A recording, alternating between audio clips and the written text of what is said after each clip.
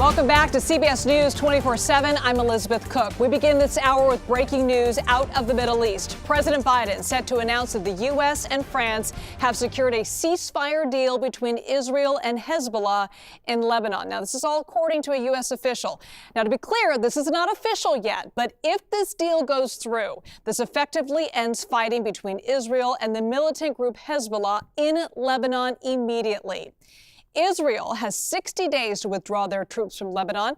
President Biden is expected to speak more on that in just a matter of hours. But for now, we go to CBS News congressional correspondent Scott MacFarlane at the White House for us.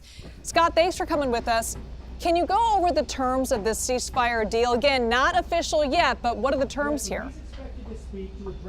Yeah, according to our latest CBS News reporting, the ceasefire would take effect immediately, but the transitioning of people from the border, some troops in, different troops out, would take up to 2 months. It's a 60-day process as they try to backfill areas near the border in Lebanon.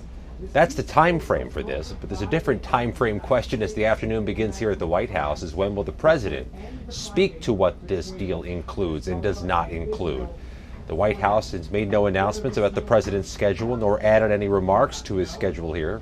But we know the Secretary of State, Antony Blinken, was asked about this and spoke about this at the G7, saying we are in the closing stages, getting near the finish line of this long anticipated, long worked for peace agreement between Hezbollah and Israel. And as soon as the finish line is reached, we'd expect the president to speak at some point here today at the White House. That's right. Now, is the Biden administration, Scott, continuing negotiations to end the war between Israel and Hamas in Gaza? There was some partnership, by the way, with the U.S. and France in these negotiations with Hezbollah.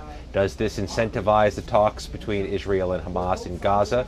That remains to be seen, but you know there is some political and diplomatic runway here. It's going to take time for this ceasefire to be fully executed with Hezbollah in Lebanon, and potentially that incentivizes more talks or deeper talks on that front. But the Secretary of State was asked about that as well, talking about the imperative of reaching a ceasefire in Gaza, the loss of life in the tens of thousands, and he also cited the loss of life in the thousands in Lebanon as reason this needs to be concluded quickly, efficiently by those involved.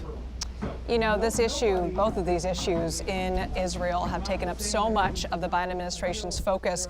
What does this moment mean for the Biden administration as a transition of power comes very soon, the end of January?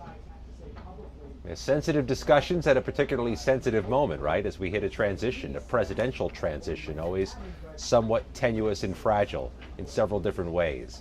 We know that the Secretary of State says he's spoken with Marco Rubio, the senator from Florida, who could be his successor if confirmed after a formal nomination as Trump's Secretary of State. And all of this gets handed off January 20th, no matter what stage this is in.